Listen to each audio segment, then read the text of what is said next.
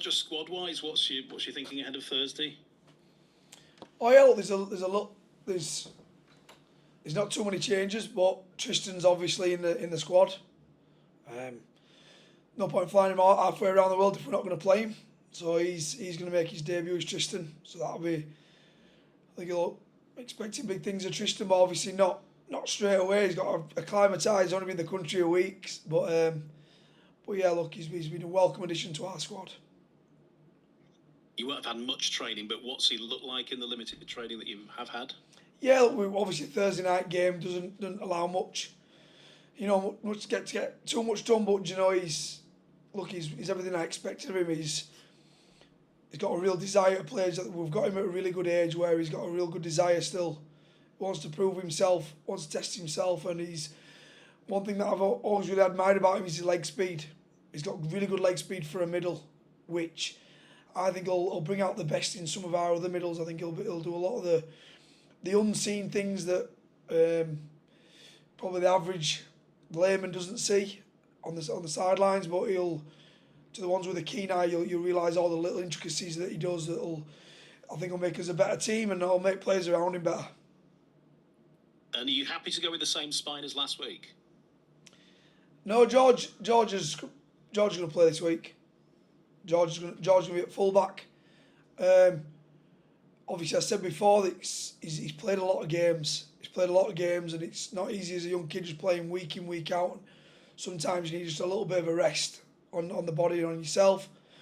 But he'll be back in this week. He'll be playing one. Allow Rushy to go on the bench. And look, we've been asking a lot of Zach to play 80 minutes. Against some really good middles, some big middles. So he'll be there as a backup to Zach. So you'll have your 6 and 7 alongside each other for the first time this year. What are you hoping for from those two? Oh, look, I think we need to be a little more creative in the way we play the game. I think we've in periods we've looked threatening, but I think we just need to ask more questions of the defence. We need to be a little bit more genuine in everything we do, and look, it's they work coincide, they coexist, the defence and attack. And everyone spoke about St Helens 4 or 5 years ago, what an attacking threat they was, but they were that good with the ball because they defended that good.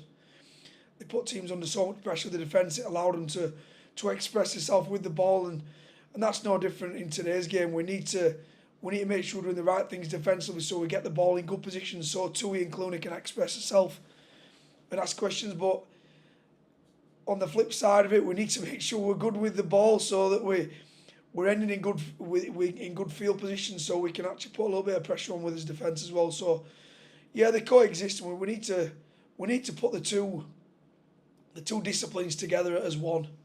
That's probably one of the big things about being consistent this year is we've done it for long periods, we've done it for patches. It's about starting to put it in each and every minute, each and every game. Jack Murch is not in the 21. What's the issue with him? He's been struggling a little bit with a bit of an issue. He had it injected on, and it just doesn't seem to really recover him from it. Every time we seem to bring him back, he just seems like he's having issues with it still. We'll see how it settles down and whether we can settle down fully or not. We're going to wait and see. And it was Ollie Wilson that we were talking about after the game last week, wasn't it? About the issues that he's sort of having to contend with. It was Ollie, wasn't it? About him being in a bit of pain and a bit of discomfort. Ollie what? Sorry, Ollie Wilson. Was it? Yeah, was it Ollie Wilson you were talking about after the game last week? About him being in discomfort. Yes, it was a little bit of discomfort. Yeah, he was a little bit. He had a little bit of an issue with his back. Had a little bit of issue. So do you have to manage him differently week to week? Yeah, look, it's the same for every rugby league player, and every team's going through the same situation. Very rarely as a rugby league player do you ever feel good 100% ever again. Once you get over the age of about 23, and you've played over 50 games, them days are gone. You are literally strapping yourself up and managing yourself and getting yourself right each and every week. And every player is different. There'll be certain players that carry niggles and knocks, and you are managing them through training and just getting them right for games. And you've got to make a decision then at some point. is it having a detrimental effect on the performances, and do you pull them out of the side for a little while, or can they still cope with those missing training days, those aching training days, and get on the game? We're no different. We've got we look at each individual differently and treat everyone fairly but differently at the same time. So how significant do you see Thursday's game, given the fact you've got players back, or you've had players come back in over the last few weeks? You'll have your 6 and 7 together for the first time this season. You're going to get judged from here on in. I guess you'll obviously be aware of that. So how significant does this make Thursday's game, do you think? Yeah, they're all significant. And you know what, rightly so, look, we're actually getting this team back. I did say a couple of weeks ago that I don't think we're just automatically just gonna start winning games and that be the end of it. I think the league's a very, very competitive league, and each and every week, you're not sure which team's going to win. It gives us a lot better chance of having experience back in the side. We've got to also give them game time and get them training on the field repeatedly together and build some combinations. And I said I don't think it'll click straight away, but rightly so. I think we should be judged. I should be judged. The team should be judged because we're getting players back now. I think particularly after this next round and after the Challenge Cup final weekend, we would have had some consistent training sessions under his belt then. I've said before that hopefully we can finish the season a lot stronger than we started. But yeah, look, each and every week's important. What's your take on Leigh? Look, when you look at the stats, they're a side that are very, very high on a lot of the stats. So they complete, I think, second or third highest in the league. They have the most post-contact meters after collision. Tessie New, Darnell at the back, Hanley, Hodgson. They are all they were really, really direct in the way they carry the ball. They're really direct. Obviously, Lammy's come from the NRL. They play a very NRL style where they're really sort of the really high completion rates. They don't make many errors. I think they have the most, or the second most, territory within the league. So, like I said, they complete really high. They're really direct in what they do, and the post-contact meters are really good. So, we need to front up defensively down the middle. We need to make sure we are nice and tight at A, B, and C, making sure our markers are on the game, because they probably have the most dangerous ball carrier from hooker in the competition as well. He has the most dummy half carries. He makes the most meters.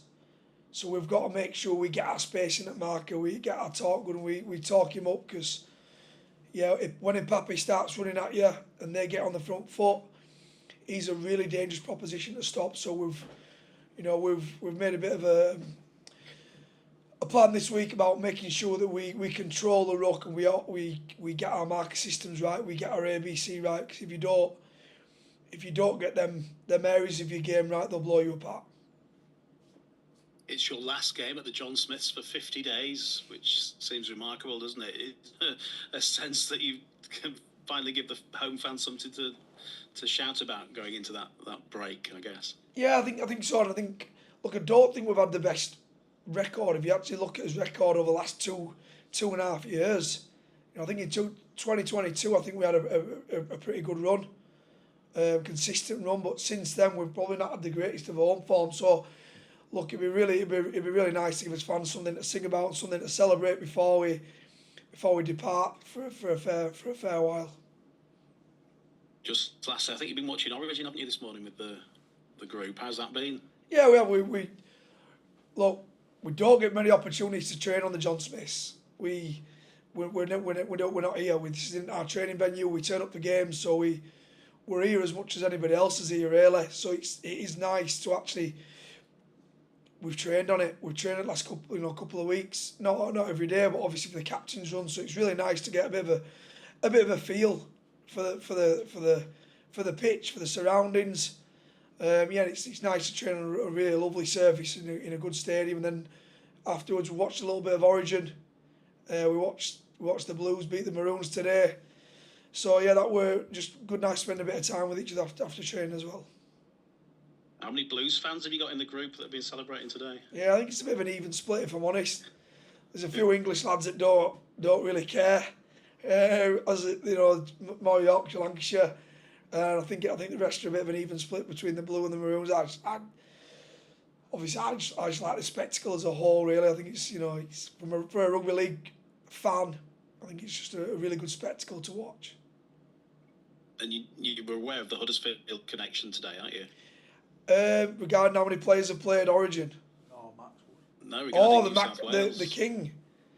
King. I didn't actually until Leroy was telling me about it. Yeah, Leroy was discussing it. Leroy knows everything. Leroy does know everything. Leroy was discussing it today on the table regarding. I think his dad with David. Is that right, David? Big Dave. Yeah, but we're over this way. So yeah, I didn't actually know. I think he said he played here till he was 9-year-old, if I'm correct, or he were here till he was 9-year-old anyway.